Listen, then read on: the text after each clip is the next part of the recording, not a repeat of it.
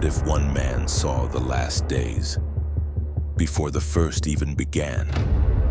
In a time when Babylon still ruled the earth, a captive named Daniel beheld a vision so vast, so terrifying that it pierced the boundary between time and eternity.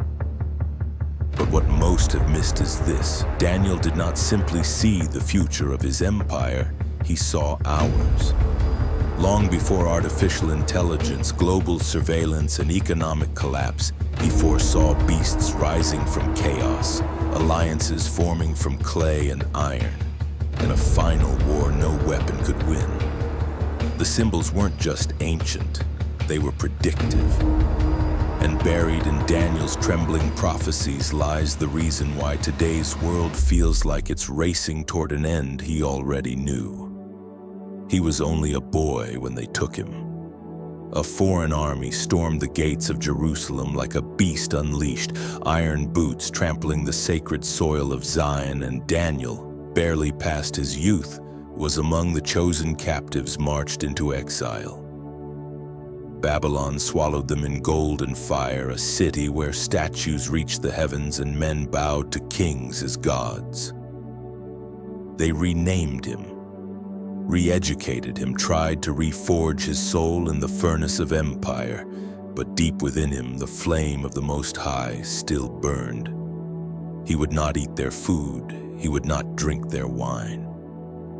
And though his body dwelled in Babylon, his spirit remained bound to the covenant of his ancestors. Then came the dream. King Nebuchadnezzar, ruler of the known world, was haunted by a vision no priest or wise man could decipher. A towering statue made of different metals, standing in terrifying silence before being shattered by a stone that came from nowhere. Fear drove him mad. Threats poured from his throne like poison. Interpret the dream or die. And it was then, in a moment of death's shadow, that Daniel stepped forward. Not with confidence in himself, but in the God who reveals mysteries. He and his friends prayed through the night, and heaven answered. The mystery unraveled like a scroll in his spirit. The head of gold, the chest of silver, the belly of bronze, the legs of iron, and the feet of iron mixed with clay. They were not just symbols of kingdoms past and future. They were the bones of history itself, stretching from Babylon's golden grip to the fragile twilight of the world. As Daniel stood before the king, the candlelight dancing against Babylon's jeweled walls, he did not speak as a boy or a servant. His voice was the echo of eternity. "You, O king, are the head of gold," he said. "But after you will rise another kingdom, and another, and another, until the final one will be brittle, divided, strong yet weak. And then, in the days of those kings, a stone not cut by human hands will strike the statue and become a mountain that fills the whole earth." Daniel didn't blink. He knew what he was saying. This wasn't just a prophecy for Nebuchadnezzar. It was a blueprint of the ages, a timeline carved in divine fire, a cosmic countdown to the collapse of every throne that man could build. And something about the way Daniel delivered it made even the tyrant tremble. Not in fear of Babylon's end, but in awe of the God who sees beyond time. For Daniel, this was only the beginning. He had entered a realm where dreams were not illusions, but revelations, where history moved like a river directed by unseen hands. And as he walked back from the throne that day, the weight of what he had seen pressed upon him like the statue itself. Because he knew this was not just about empires of stone and metal. It was about a final kingdom, one not built by man, one that would shatter all others, one that would last forever. And Daniel, the captive turned prophet, would be its witness. The dream did not fade. It grew heavier with time, like a burden pressing on Daniel's chest with every breath. The statue, majestic yet monstrous, stood fixed in his memory, each layer shimmering with symbolic terror. gold, silver, bronze, iron, and clay. A metal man whose body charted the rise and fall of every kingdom that would ever rule the earth. But this was no neutral sequence of succession. It was a spiritual decline carved in cosmic alloy. The head of gold, so pure and radiant, represented Babylon, an empire of divine arrogance, where men built towers to heaven and kings turned madness into policy. Yet even gold tarnishes. Next came silver, the Medo-Persian realm, powerful but divided, a kingdom where laws were immutable but justice bent beneath the will of rulers. Then bronze, Greece, swift and intellectual, conquering not just by sword but by language, philosophy, and art, yet poisoned by pride and plagued by internal strife. Iron followed, cold and merciless. Rome, the devourer of nations, its legions crushed all resistance under the weight of its might. It was strong, unyielding, and hollow. The legs of iron gave way to something stranger still, feet mixed with iron and clay, strong yet fragile, united yet divided, built to stand but destined to fall. This final stage unsettled Daniel more than all the rest. It had no single name, no clear ruler. It was not a traditional empire but a civilization, unlike any before it, smeared across borders fused by force and compromise. Iron and clay, steel and dust, machines and flesh. Military might paired with moral confusion. Daniel saw a world advanced in strength yet crumbling in unity, a civilization clinging to control but splintering from within. The toes were many, not two. The foundation was fractured. Something about it felt dangerously familiar, as if it echoed beyond his own era into a world not yet born. A global system, a brittle alliance, a final stage. Though the vision gave no dates, its pattern spoke plainly. Each kingdom declined not only in material worth but in spiritual gravity. The metals descended in value, gold to clay, but increased in hardness, and thus in violence. Human progress in the eyes of heaven was not ascending, it was falling. What man called evolution, God called erosion. The closer to the end, the more fragmented the image became. And then without warning came the stone, not carved, not summoned, not made by human ingenuity. It hurtled toward the statue like divine judgment in motion. It struck not the head but the feet, the foundation of the final empire, and shattered the entire structure in a single blow. The statue didn't topple in stages, it collapsed all at once. The metals mingled as dust in the wind. No trace remained. And then the stone grew. Slowly, irresistibly, it became a mountain.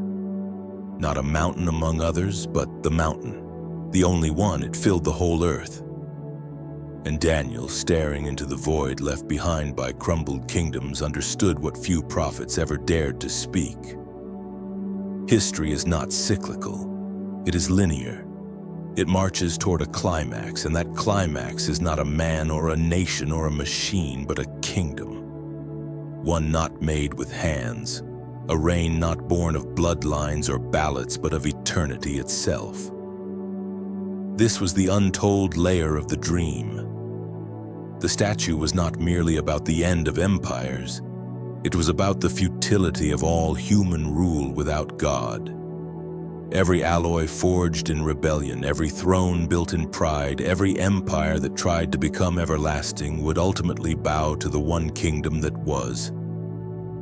Daniel did not name the nations. He did not know of Rome or the union of modern powers. But he saw their bones in that statue. He saw their faces in the metals. He heard their echo in the silence that followed the collapse.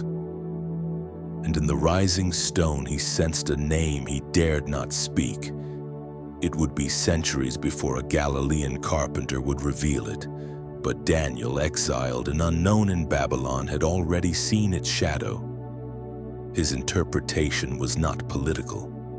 It was prophetic, not temporal but eternal. And though kings praised him and offered him gold, Daniel's eyes were fixed on something far more valuable: the vision of a world undone and remade, a world where iron and clay would finally give way to something unbreakable. The night was still when the vision came, yet it tore through Daniel's rest like a storm splitting the sky. In the depth of his years, his hair turned silver by captivity and his eyes worn by the memories of empires, Daniel dreamed once more. But this was no statue of gold and iron. This was the ocean itself, vast and roaring, stirred by the four winds of heaven until the deep vomited forth creatures that no man could name. He stood on the shore of eternity, watching as the waters convulsed, and from them rose the first, a lion with the wings of an eagle, majestic and fierce, its gaze burning like the sun. It roared over nations, devouring the weak, and then its wings were torn away, and it stood on 2 feet like a man, given the heart of one who once ruled as God. Daniel knew this was more than a beast. It was the spirit of empire clothed in flesh, Babylon itself, the proud kingdom, humbled by divine decree, its wings clipped, its glory broken. Then the sea rippled again, darker this time, and a second monster emerged, a bear raised on one side, its teeth red with blood, 3 ribs clutched in its jaws. It devoured without hesitation, expanding its territory, crushing resistance beneath its weight. This was not just Persia, it was conquest embodied, domination as law, strength without mercy. Before Daniel could speak, the water trembled once more and a third creature leapt from the foam. A leopard with 4 wings and 4 heads, moving so swiftly it seemed to be everywhere at once. It conquered by intellect and speed, shaping minds more than lands. This was Greece before Greece, the spirit of knowledge corrupted into control, wisdom turned into weaponry. And then from the abyss came the final terror. No name could define it, no animal could resemble it. Its body was of iron and smoke, its teeth like blades, its horns like crowns of lightning. It devoured, tore, and trampled everything that had preceded it. Its power was mechanical, unnatural, systematic. It did not merely conquer lands, it surveilled souls. It recorded, categorized, and consumed. Daniel trembled as he watched its eyes scanning the world with unholy precision, seeking not just obedience but worship.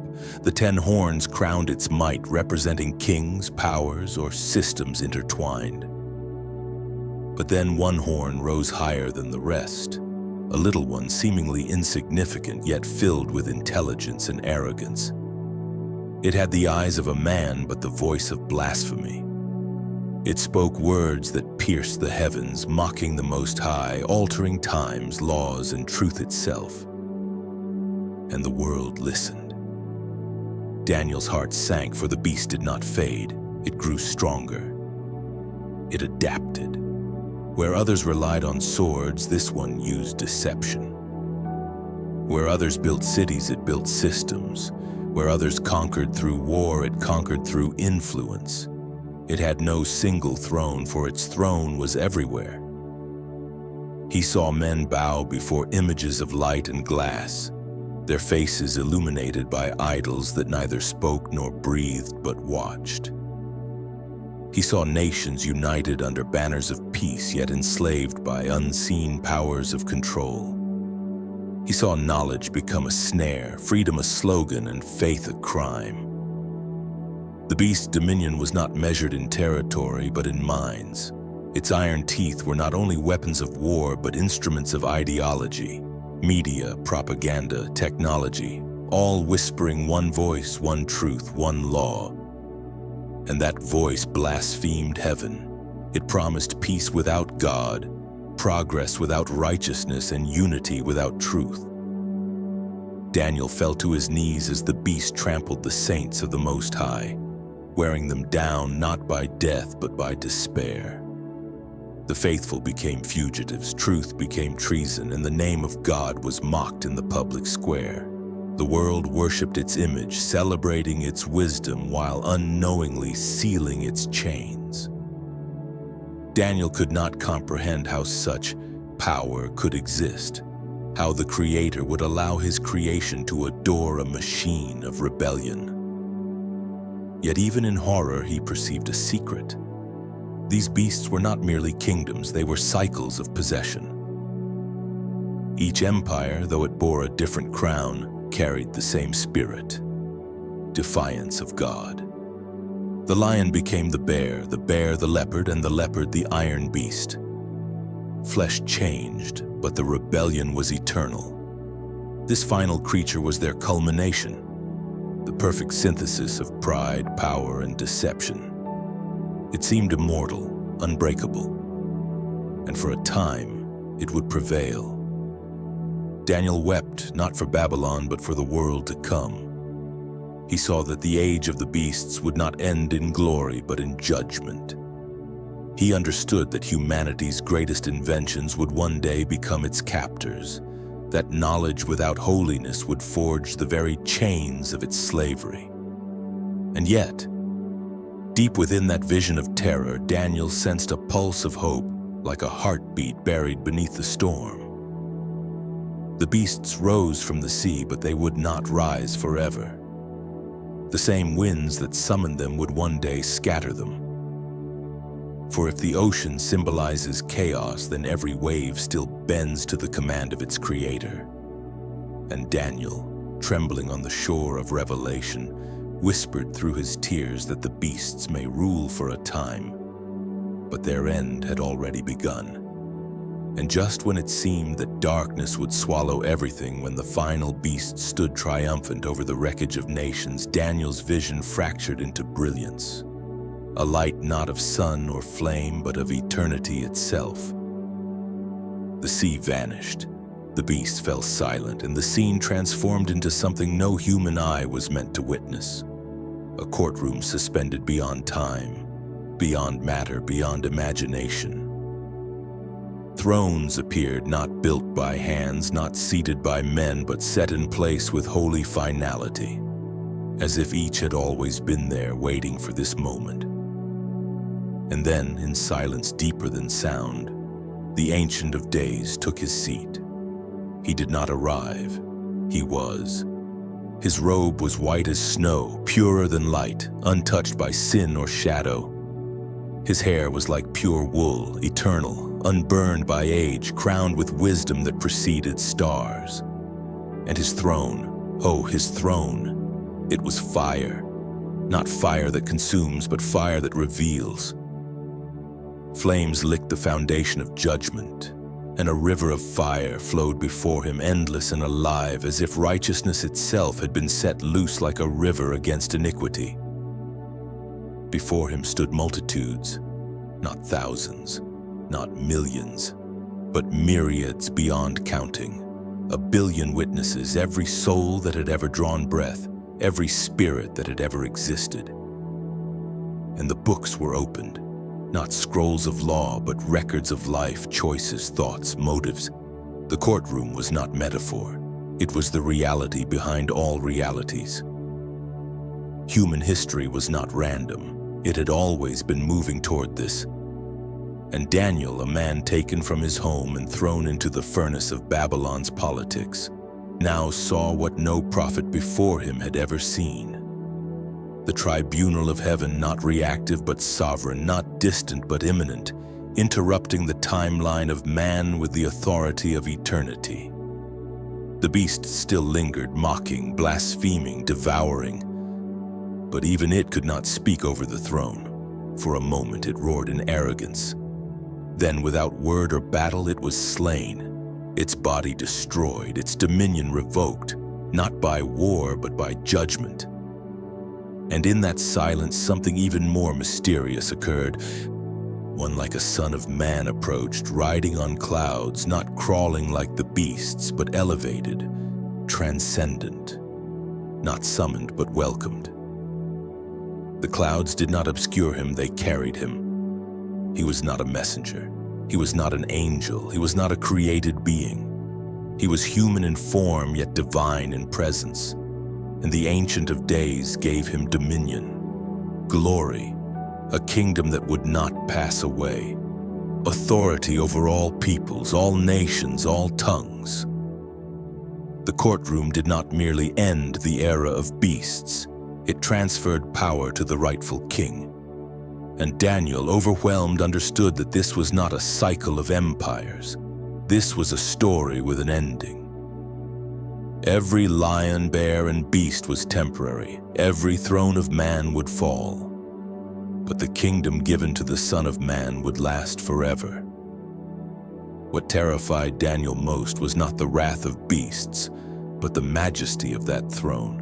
Because it made one thing clear: judgment is not man's idea, it is God's conclusion. And the world, whether it believes or not, is heading toward that courtroom. Every law passed, every war waged, every secret kept will echo in that fire. The throne is not seated in response to evil. It is the reason evil cannot endure. Daniel saw more than prophecy. He saw justice unfiltered, glory unveiled, sovereignty unchallenged. He saw the divine drama behind the veil of history, the final act that makes sense of every sorrow and every hope. And though he had been mocked, exiled, and forgotten by men, Daniel now stood as the only human to glimpse the coronation of the eternal kingdom, not as legend but as literal truth. And his soul, trembling under the weight of that glory, began to understand. The beasts will rage, the empires will fall, but the throne of the Ancient of Days remains unmoved. And the Son of Man has already been given the crown. As the fire of the throne faded into the background and the Son of Man took his everlasting dominion, Daniel's vision did not end. It narrowed, like a divine lens drawing him closer to the darkest corner of history. The terrifying fourth beast, so unlike the others, so twisted with violence and intelligence, still held secrets within its form. Its body was iron, but its head was crowned with horns, 10 in total, each one a symbol of power, rulers or regimes that would rise from the fractured remains of the final empire. They did not emerge in chaos, but in sequence, as if according to an unseen blueprint. These 10 horns, fierce and silent, represented not ancient kings but future powers, 10 pillars in the final architecture of rebellion, rising not from a single nation but from a system that transcended borders. Yet as Daniel studied them, another horn appeared, smaller, quieter, yet disturbingly alive. It did not come with force, but with cunning. It rose slowly but dislodged 3 of the original horns to make room for itself. This little horn should have been insignificant, but it wasn't. It had eyes like the eyes of a man, not beastly but intelligent, calculating, conscious. And then it opened its mouth. What poured out was not mere politics or strategy, but blasphemy. Arrogant, unrelenting, piercing the heavens with defiance. It spoke great things, swelling words against the Most High, challenging the authority of God, twisting truth into lies and lies into creeds. Daniel watched in horror as this horn, this personification of pride, began to wage war, not against other kingdoms, but against the holy ones. The saints, those who still bore the name of the Most High. But this was no open war of armies. It was erosion, exhaustion, deception. The little horn wore out the saints, slowly, invisibly, not by swords, but by systems, not through battlefields, but through ideologies, policies, persecutions dressed as justice, lies dressed as progress. Daniel saw their strength drained, their voices silenced, their influence erased. And still the horn spoke, as if it were invincible. It sought to change times and laws, not just calendars or civil codes, but the very definitions of morality, the very fabric of sacred order. It remade truth in its own image, crafting a new world where evil was called good and good was called evil. And for a time it succeeded. The saints were handed over to it. The earth admired it. Even heaven was silent. Daniel, shaken to his core, cried out in his spirit, "How long? How long will this horn rise unchecked? How long will the righteous be trampled? How long will God be mocked while the world bows to a blasphemer?" The answer came, not from the beast nor the horn, but from heaven itself. And it came like thunder, until the court sits, until judgment descends once more from the throne, until the books are opened again, until the fire flows anew. Then and only then will the horn be broken, the beast destroyed, and the dominion given not to those who grasp it, but to those who were faithful unto death. The little horn's power, though great, was not eternal. It had an appointed limit. It was permitted, not sovereign, and its end was already written. But that knowledge did not comfort Daniel. It shattered him, because he now understood something terrible, that the greatest danger to the world would not come through open tyranny, but through subtle usurpation. A power that seemed human, even reasonable, but carried the breath of the beast within it. A power that would unite nations, change laws, promote peace, and still be the very voice of rebellion against God. And it would not be recognized for what it was. Until it was too late, Daniel fell on his face, speechless. The vision was more than he could bear, not because of the horn's power, but because of the silence that surrounded it. Evil was allowed to rise, righteousness was allowed to suffer, and only heaven knew the appointed time. But Daniel also saw what most do not. The horn's rise was part of the divine clock. It was not chaos. It was prophecy unfolding. The Most High had not abandoned his people. He was allowing history to reach its full weight so that justice, when it came, would be complete. The little horn would rise, it would speak, it would war, but it would fall.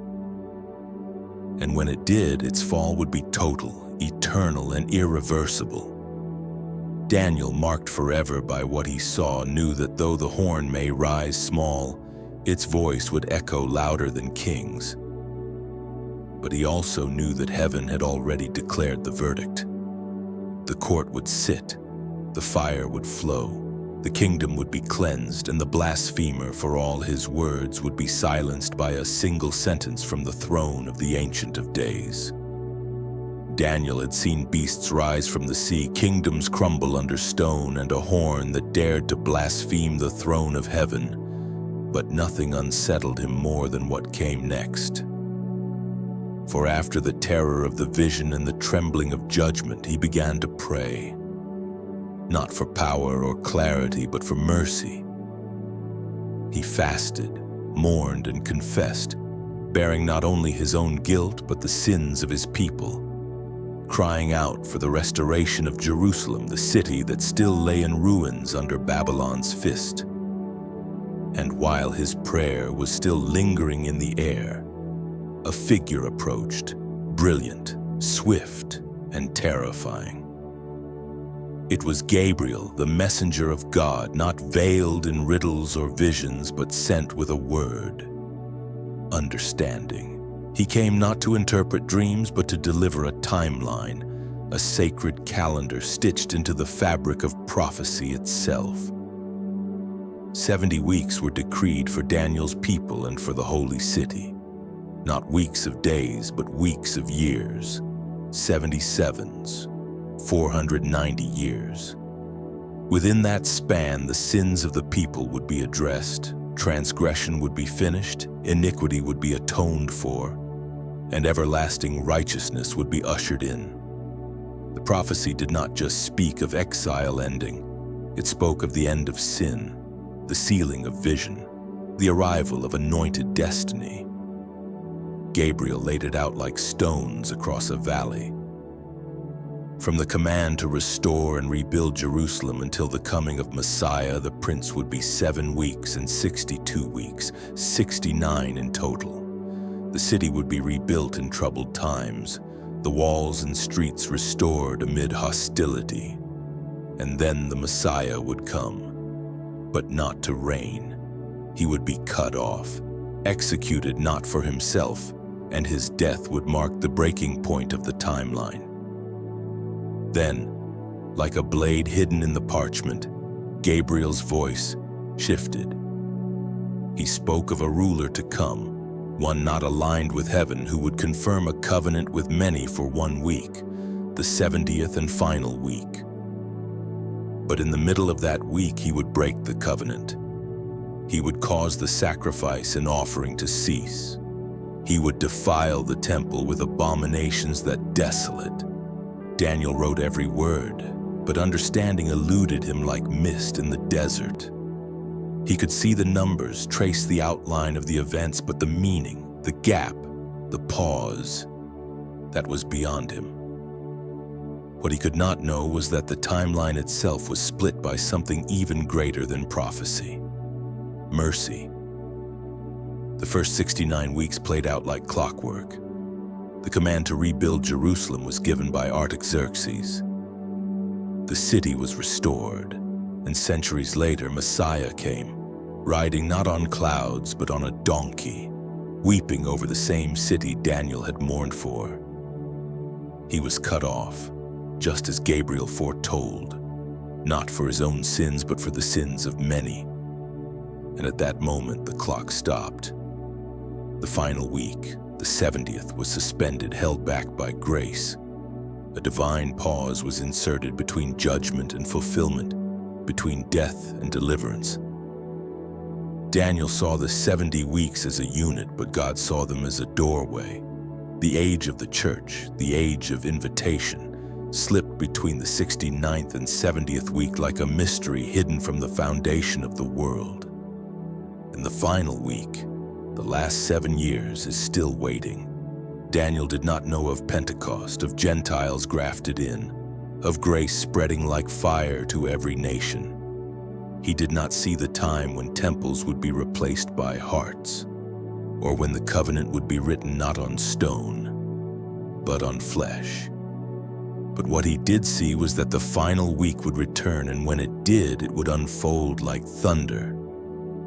A covenant would be confirmed, not necessarily new, but false.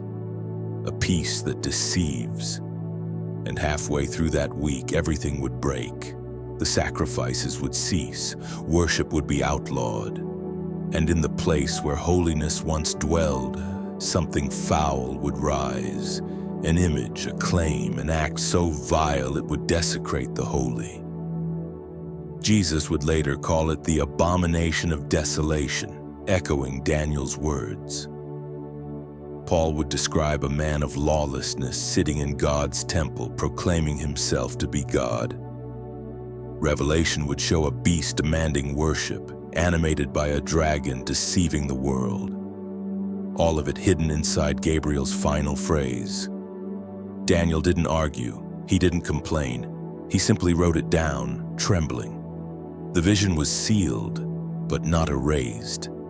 It would sleep in scrolls carried through centuries until the generation it was meant for opened it with eyes that recognized their own reflection. And now, in our time, as sacrifices return to discussion, as covenants are brokered with trembling hands, as technology offers global control and nations cry for peace in fear, we stand not in the middle of the 70 weeks, but at the edge of the last. The 70th week is not myth. It is appointment. It has not passed. It waits. And Daniel, who did not understand it fully, still obeyed. He bore witness. He gave the calendar to a world that would one day need it. And now, as shadows lengthen and alliances form, the clock may begin to move again. The pause will end. The final week will unfold. And what Daniel saw in mystery, we may soon see in reality. The visions had not ceased. They multiplied. Daniel, once young and defiant in the courts of kings, now old and bowed under revelation, stood trembling on the edge of time. He had seen the rise of empires, the fall of thrones, the blasphemies of beasts, and the fire of divine judgment. Yet what came next struck deeper than all before it. A final vision delivered in fragments overwhelmed him like waves upon waves until his strength gave way entirely. A man clothed in linen, shining like lightning, standing above the waters of a great river, lifted his hands toward heaven and swore by him who lives forever that the wonders Daniel had seen would come to pass. Not now, not soon, but in a time still veiled. "Go your way, Daniel," the voice said, "for the words are closed up and sealed until the time of the end." The scroll was to be locked, the message hidden, not because it was unclear, but because it was too clear, too precise, too terrifying, too holy for an age not yet prepared to understand it. Daniel collapsed to the ground, weakened by what he had seen. He asked again and again what it all meant. What would become of these things? How long until the end? What fate awaited the righteous and the wicked? But the answers were withheld. Instead, a whisper came like a breath through eternity. "Many shall be purified and made white, but the wicked shall do wickedly. And none of the wicked shall understand, but the wise shall understand." That phrase lingered, pierced, haunted. The wise shall understand. Daniel realized he was not merely a witness to the end. He was a messenger to those who would live through it. His words were not for Babylon alone. They were for generations unborn, for a time when truth would be trampled, when knowledge would increase, and when many would run to and fro, not just across lands, but across dimensions of deception and confusion. He saw a world where lies ruled from pulpits, where covenants were signed with poisoned ink, where temples stood in silence and saints cried out from hidden places. He saw wars that were not only of swords, but of shadows and symbols. Truth twisted until it bled. And yet in that darkness the promise remained. The wise would understand. Not the powerful, not the popular, not the loud, but the wise. Those who feared the Lord, those who studied the scrolls, those who discerned the times. The scroll was sealed, yes, but not forever. A time would come when the seal would break, when the hidden would be revealed, when Daniel's words would burn with sudden clarity. And that time, Daniel knew, would come at the end. Though his heart ached to know more, to see more, heaven had drawn the boundary. He was to record, not resolve, to write, not interpret. His obedience would echo further than his understanding. And so Daniel closed the book, not with satisfaction, but with trembling trust. He had peered into the end of days and yet returned to a world that did not yet know what he carried. The scroll was sealed, but the seed was planted. The harvest would come. Before we continue, if this content has blessed your life, like, comment, and share. Subscribe to the channel, and if you would like to bless the channel, click the super thanks button and leave an offering of any amount or become a member. That way we can continue investing in research and improvements to bless your life even more. And now we return to the silence Daniel left behind, a silence waiting to be broken. For the world he saw is not past, it is present. And the scroll he sealed is unsealing before our eyes. Daniel's bones ached under the weight of what he had seen, but the visions were not finished. Once more he was swept into the current of prophetic fire, and what unfolded before him was no beast, no statue, no angel. This time it was a man unlike any other. A king, but not crowned by bloodline or tradition. He did not rise from nobility or inherit his power through history's lineage. He emerged like a storm from the silence of chaos, cloaked in confidence, wielding authority with surgical precision. Daniel watched as this figure took center stage in the theater of the end times. He was not merely powerful, he was ruthless. His words carved nations. His alliances were not born of loyalty, but of necessity and fear. This man, Daniel wrote, shall do according to his own will. He exalted himself above every god. He blasphemed not with curses, but with policies. He honored no deity, revered no tradition. Instead, he magnified himself, enthroned his own will, and demanded the kind of devotion once reserved only for the divine. But what startled Daniel most was not the arrogance, it was the effectiveness. This king prospered, he succeeded, he conquered. Lands fell before him like dominoes, not only through war, but through influence. He flattered and subdued. He spoke peace and wielded chains. His empire was not one of borders and flags, but of systems and signals. He did not merely invade territories, he infiltrated minds. The text says he shall divide the land for gain, not for ideology but profit, not with swords but with wealth. He controlled treasures, hoarded resources, redirected flows of gold and grain with algorithms and treaties. And he entered the glorious land, the Holy Land, Israel itself, not as a pilgrim, but as a usurper. There, in the epicenter of God's covenant with man, he planted the seeds of desecration. He made deals with kings, only to betray them. He honored the God of fortresses, a power that cares, nothing for mercy, only for control. And though Daniel lived in a time of empires and temples, what he described did not belong to his own age. The shape of this ruler was different. He did not fit the mold of Babylon, Persia, or Rome. His strength was not measured in armies, but in his ability to remake reality itself. He ruled with data, not decrees. He conquered with signatures, not spears. He surveilled with eyes that never slept. And though Daniel never used the word, the shadow cast by this man was unmistakable. It was Antichrist. Not in the way fiction has imagined him, but in the way Scripture reveals him.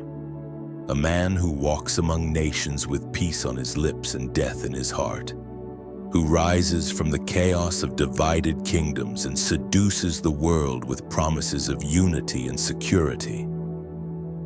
Daniel did not name him, but he described his nature: deceptive, controlling, blasphemous, and seductive, a tyrant cloaked in diplomacy, a dragon dressed as a dove.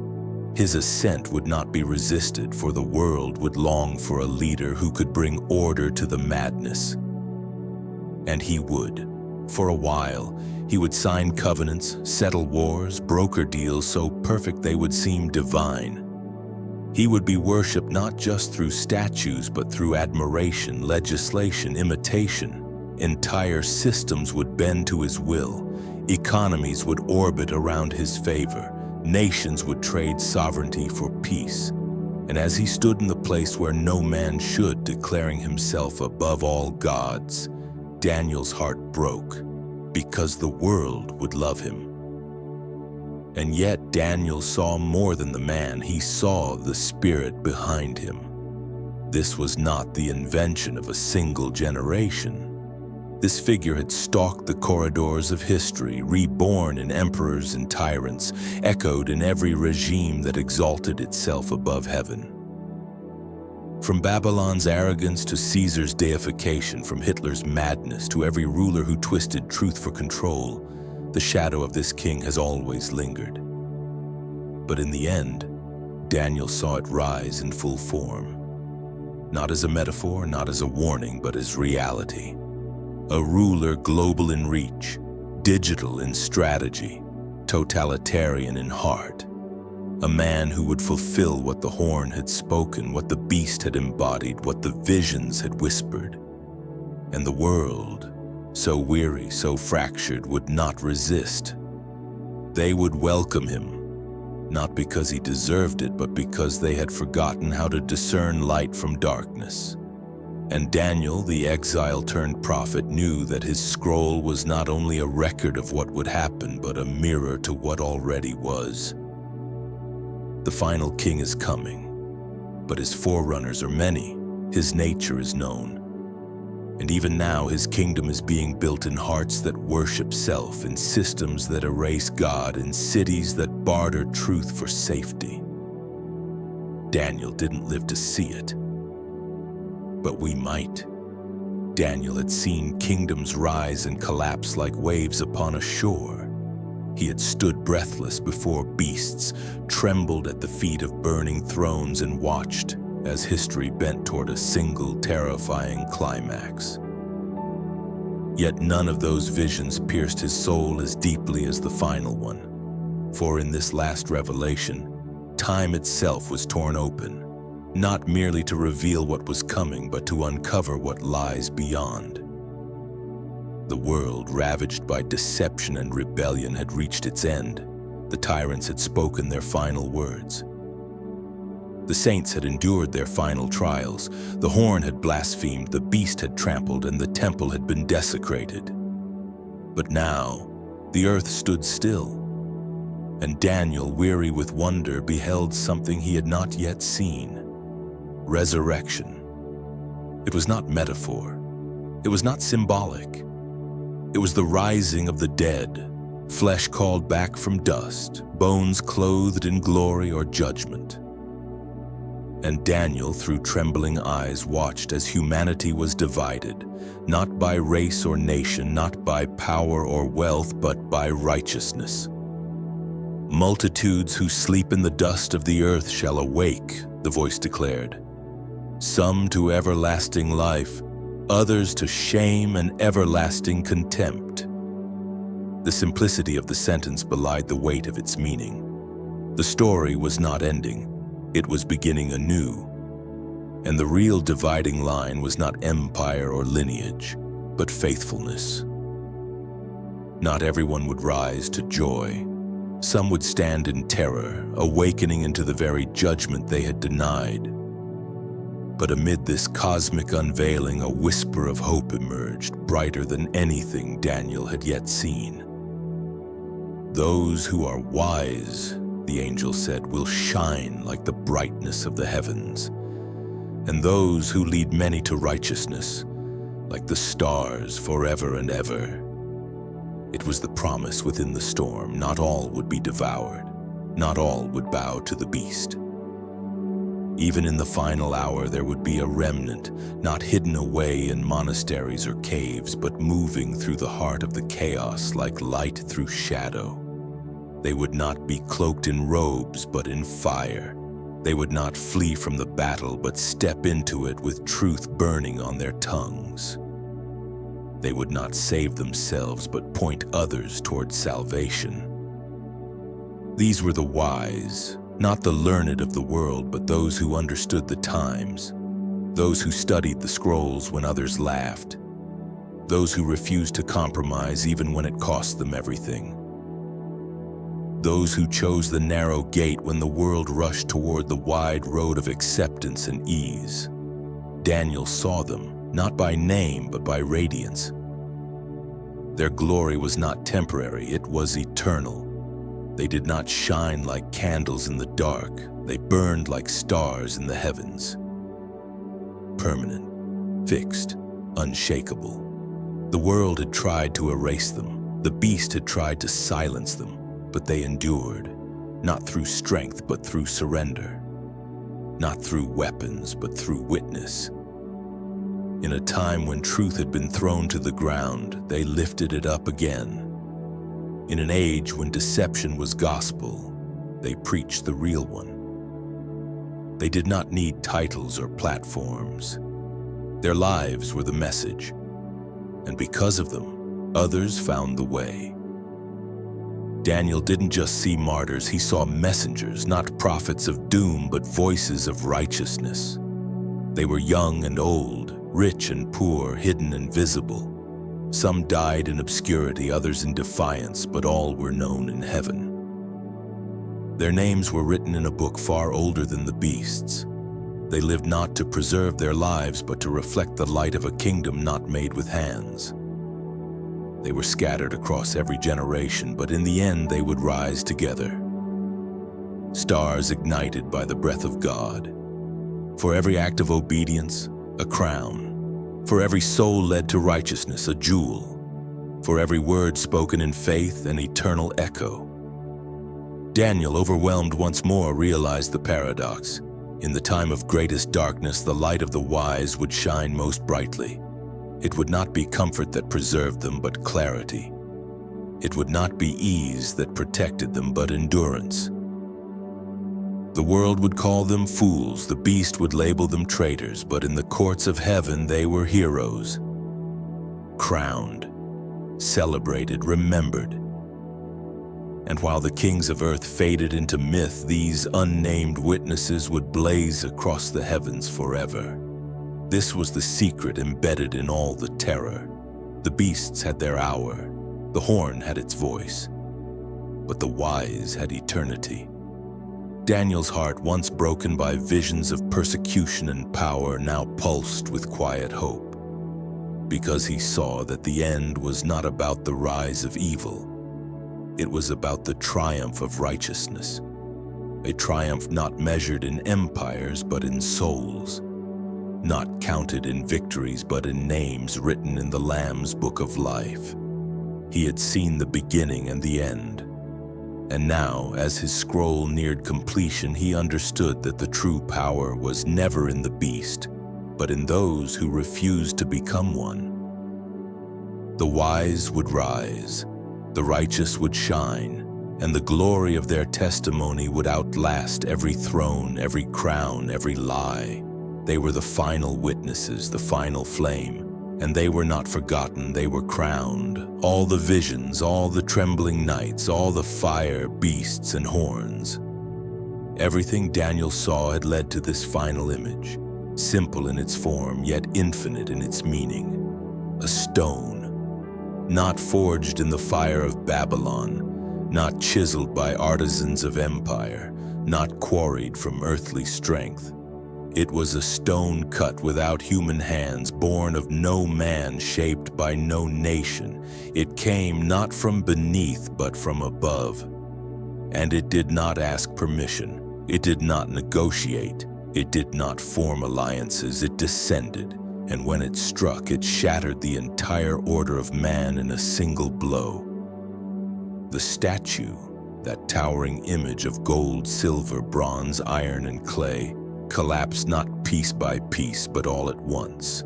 The head, the chest, the legs, the feet gone, reduced to dust, blown away like chaff on the threshing floor. No trace remained, not a coin, not a crown, not a name.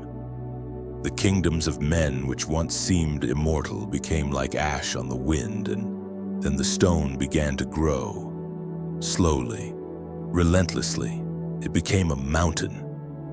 Not like Sinai wrapped in smoke, not like Zion veiled in longing. This mountain was not confined to borders or maps. It filled the whole earth. And Daniel, silent now, watched with awe not born of fear but of recognition. He had seen what no one else saw. Every beast, every horn, every fiery throne was not the destination. It was the backdrop. The true end was not a climax of evil, but the arrival of a kingdom that could never be shaken. A kingdom not built with systems, codes, or weapons. A kingdom that didn't evolve from man's glory, but came down in contradiction to it. The stone was not just judgment, it was foundation. Not just destruction, but creation. Daniel, even with all he'd seen, didn't know its name. He saw its nature, its power, its permanence, but he didn't yet see the face that would speak peace to storms or bleed for sinners. He didn't yet see the hands that would touch lepers and overturn tables. He didn't yet hear the voice that would call the dead from tombs and whisper, My kingdom is not of this world. But we do. We know the stone. His name is Jesus, not a metaphor, not an ideal, a king. Not elected, not installed by revolution or conquest, but declared before the foundations of the world. He is the stone the builders rejected, who became the cornerstone. He is the rock of offense to the proud and the anchor of hope to the humble. He is the mountain that now rises quietly in hearts and will one day reign visibly over all creation. The kingdoms of this world may still posture, horns still rise, systems still rage, but they are standing on borrowed time because the stone has already struck. On a hill called Calvary, it broke the back of every empire, not with violence but with a cross. And now, in hiddenness and holiness, that mountain grows, not through conquest but through covenant, not by subjugation but salvation. It spreads wherever hearts are pierced by grace, wherever the broken are made whole, wherever the name of Jesus is lifted above politics, powers, and principalities. The mountain is rising, and it will not stop. Daniel's visions were terrifying because they were true, but their ending was glorious because they were never about fear. They were about a king. A king whose throne cannot be shaken, whose reign will not end, whose justice will roll down like waters, and whose light will never dim. Daniel's scroll closes with silence. No more beasts, no more beasts, no more horns. Only the whisper of the eternal, the kingdom is coming, and this time it will not pass to another. The empires have had their hour, the deceivers have had their say. But now, the throne belongs to the Son of Man, the stone that became a mountain, the King who is the end of every story and the beginning of life everlasting.